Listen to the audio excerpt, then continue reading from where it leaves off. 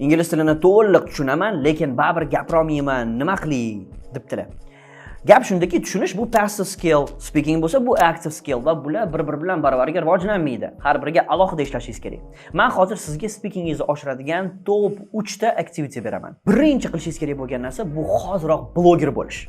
Ya'ni Telegramda yopiq kanal ochasiz va u yoqqa har kuni atigi 3 dona 1 daqiqalik dumaloqcha tashlab borishingiz kerak bo'ladi. Birinchi dumaloqcha My Day mavzusi. Kun davomida nimalar qildingiz va o'zingizni qanaqa his qilyapsiz? Ikkinchi dumaloqcha My Plans, My Future, My Dreams va hokazo. Uchinchi dumaloqcha esa erkin mavzuda. My favorite song, My favorite singer, My favorite country, etc. Aynan mana shu 3 ta dumaloqchadan har kuni yuboradigan bo'lsangiz agar 2 haftada, atigi 2 haftada nereal o'zgarish sezasiz. Ishoning, speaking qilishdan sizni to'xtatib turgan narsa bu speaking qilmasligingiz emas, balkim speaking qilishdan qo'rqishingizdir. Mana bunaqa 3 minutlik har kunlik mashqlar mana shu qo'rquvingizni sekin-sekin yo'qotadi. Blogimda ingliz tili va IELTS ni oson o'rganish yo'llarini bo'lishib boraman. Hoziroq obuna bo'ling. YouTube'dagi aynan mana bu speaking videomni ham ko'rib chiqishni maslahat beraman, chunki undan mana bunaqa fikrlar kelgan. Ko'rishamiz.